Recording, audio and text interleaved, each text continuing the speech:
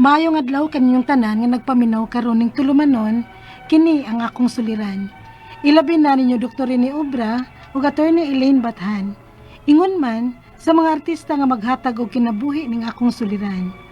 Tawgalan ko ninyo sa pangan nga Claire, 22 anyos, may ka-live-in ug usa ka anak, taga City of Naga, Cebu. Punto medikal kining akong suliran. Kabahin kini sa akong panglawas. Aron niyo hisabtan, sugdon ko dihang ni-attend kog alumni parade sa among eskwelahan. Ingon ini ang mga panghitabo.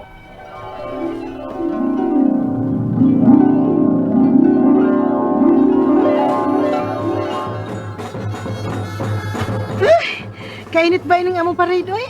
Niguman ani mo, ulit dahin ko sa bayo, maligo. Lipaton ko rin kanina akong mga classmates. Muna ko uli nila. Ay, kalami, na ba ikaligo? Ihumor sa bugnaw tubig.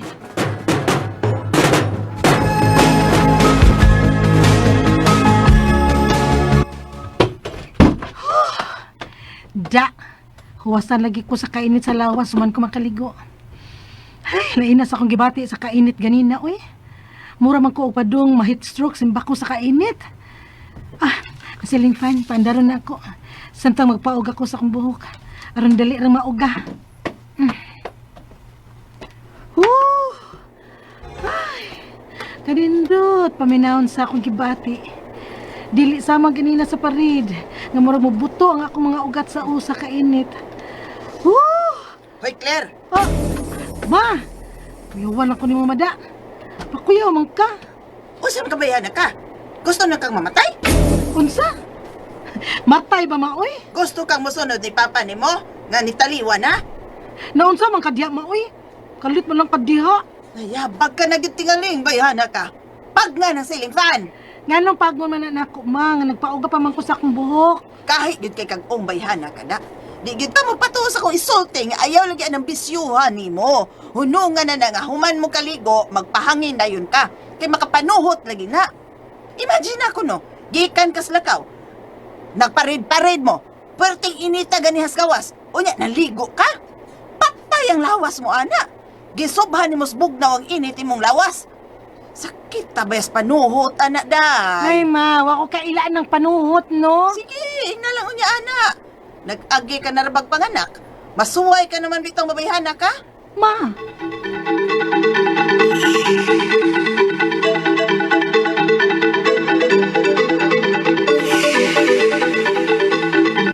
Ano nasaba mong mama ni mo ganina? Da, gipugos gid ni mama nako ang pagpasunod ang iyang tinuhuan nga sa mga katiguangan pa kuno niya.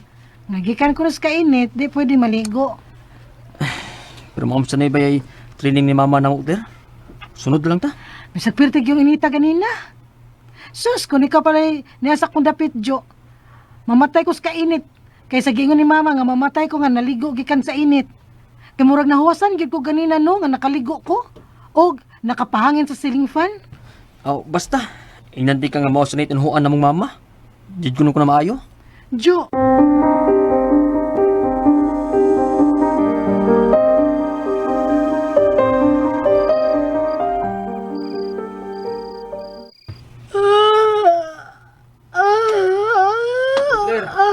Kung ginuga na ka dire, tupatan ako. Mga tawag na ta. Di kayo masigang panguyab diha. Nagturangan panguyab.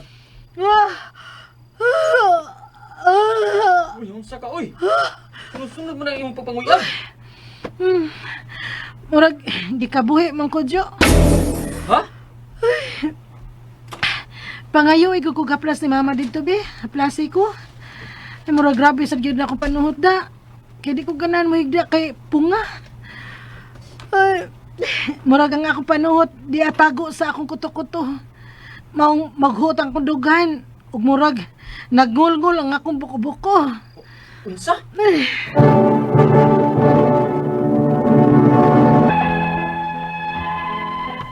Kinilaging bata-bata pa man ta, gahi gyud ka itang sultihan, bahin na og mga tinuhuan sa mga katiguangan. Mga millennial kunoy ba?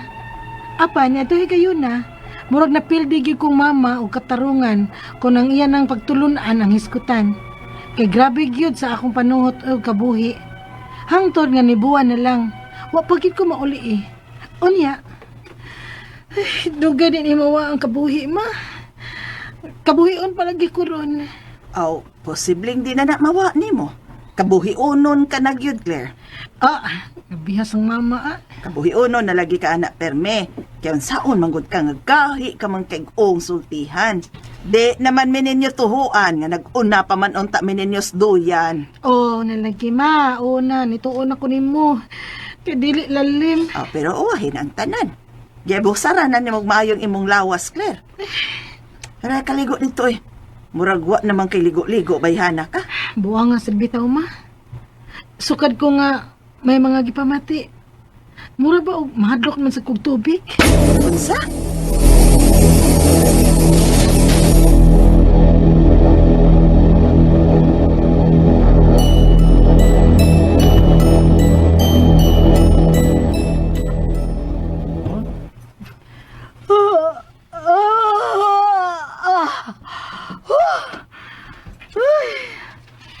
Ay, ahak na yung panghuyaba. Uy, anong sigim sa panguyab? Ay, nako. Makasunod man sa tanimo eh. Naghuot na sa di ay ang dugan mo. Uy, simbak ko yung taon eh. Wa taon. Hindi mo ko pusado sa kulawas pareha nimo. Cho sa doy.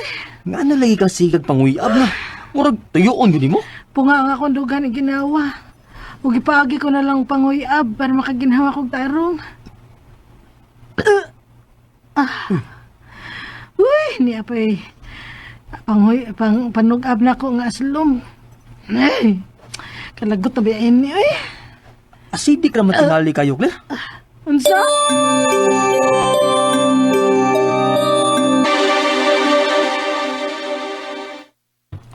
Posible sab nga husto si Jojo.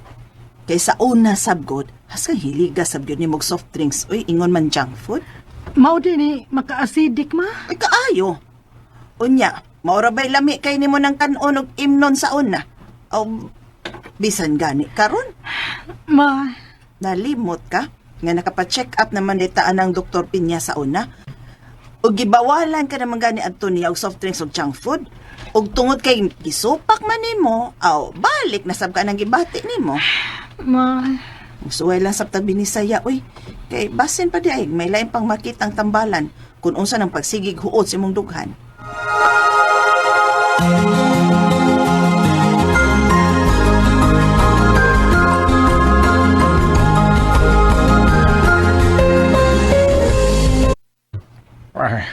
Grabe man kayo ng kabuhi o panuhot ni mo, Inday. Ha? Mao ba di ay noy? Grabe pa niya mo. Daga mo, ingon ka nga, maglisod ka sa paginhawa. Mao gyud noy. Kadot. Na ako hikapon. Uy, hala. Nalunhat man ang dako ni mong piang day. Ha? Akong piang noy?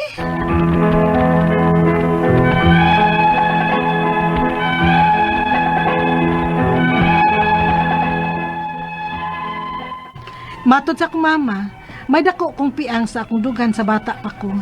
Og matod sa tambalan, mao kini ang nalunhat og napanuhutan.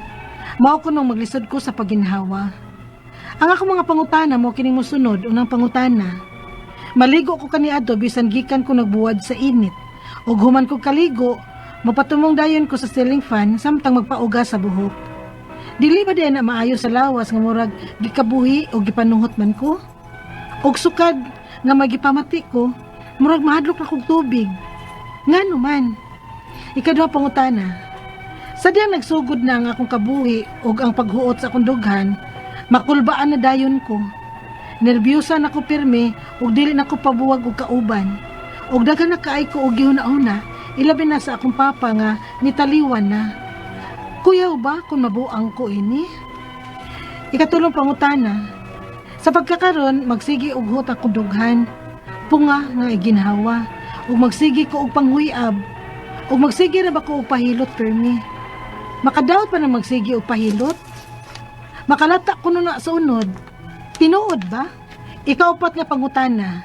Magpanlipong sad ko. muhuot akong dughan ug mag-uga pirmi akong baba. Nisuway kog inom og paracetamol, nawa ang akong pagpanlipong. Safe ra ba ning tambalag sige hagtumar? Ikalimaw katapusang pangutana. Magsige na ba ko upang haplas og mga hang kaayo nga haplas? Kanang mga extreme na ang kahang.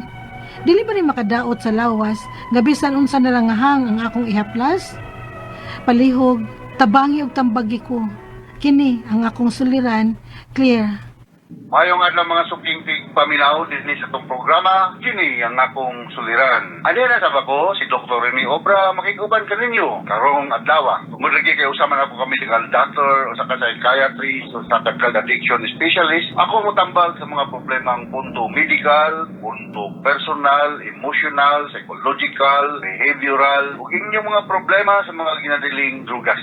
Kunong natawan mo niya ang inyong bisyo kay 101% mahimo gyud mong pasyente ni Dr. Rene Obra o sa maparehan akong trabaho nga mga drug addiction specialist. Kasi pumagi sa pagpadala sa inyong mga sulat-sulat ka na mo. Pwede ka niya padala sa mong email suliran_612@yahoo.com or atong Facebook account kini nga akong suliran official writers page or there's mong buwatan sa 3rd floor Jose R. Martinez Piling Osmeña Boulevard ning dakbayan sa Attorney Eileen Bathan anda mugtagana nga mutambag sa inyong mga legal nga mga problema.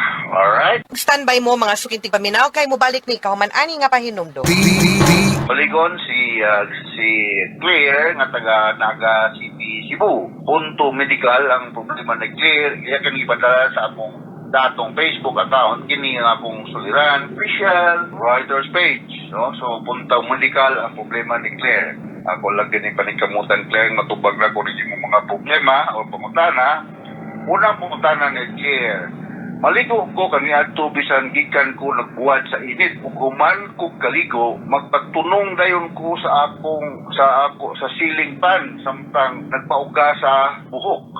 Di ba di ay maayo na sa lawas nga murag gikabuhi o gipanghuot man o gipanuhot man ko o sukad nga may ipamati ko murag mahadlok nga ko tubig. Ngano man? I don't think so na kay rabies. Wala mo ito makikiro. So akong balikod sa susumahan ng mga pangutana ang ipadala na akong sulat-suliran nga dili gyud maayo ng sudden change o body temperature, no? You wait for mga pila ka minutes, cool down ang imong lawas, usa ka maligo, kung maligo magadi ka. Mayroon ka, kanali yung mga boxer dog, ng mga triathlon athletes, lahi ba yan ng ilang body conditioning? Kaya grabe ka ng ilang mga exercise, no? Pero kita mga mga triathlon runner, mga boxer, mga basketball player, normal lang atong mga dilita athlete pa, dilita mahilig sa mga papusog o mga endurance nga mga activities. You take a little while, pila ka minutes before ka maligo nga.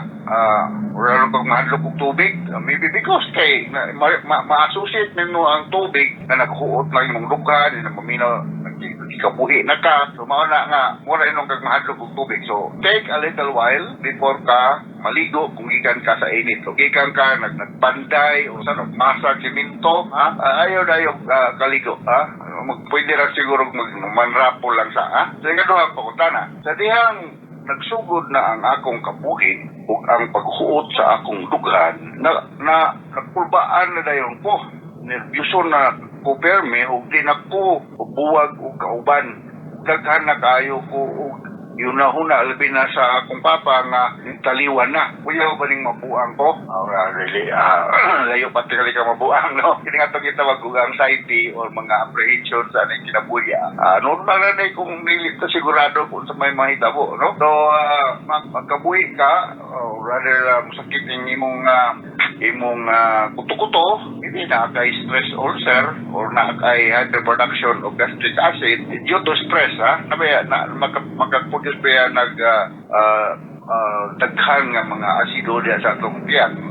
Labi nagwala kay proper nga pagkaon, dili ba yan na mo urdang ang atong tiyan sa pag-grind, sa pagway suod, no? So, akong gingon nga, kay layo pa ka nga bubuang no. Kaya mong giingon nga mga operation, these are signs and symptoms of anxiety problem. O kining gitawag na to anxiety, normal na siya occurrence sa bisan kinsa nato mag-anxiety ta. Kano sa man siya may imong disorder. Kung ang atong anxiety makaapekto na sa atong daily routine, sa atong activities of daily living, mahimo na siyang disorder kay dili na kadimaw ang imong panglipyo. Muna mo doon naka doktor, psychiatrist, no? Nga mo resita ni mo o anti-anxiety medication. Mga na akong trabaho kay psychiatrist man ko, almost every day magresita ko mga anti-anxiety medication or minor tranquilizers, no? Daghan kaya siya. Pero stricto rin kaya itong mga butika sa dispensing ani, dili mo makapalit o walay resita.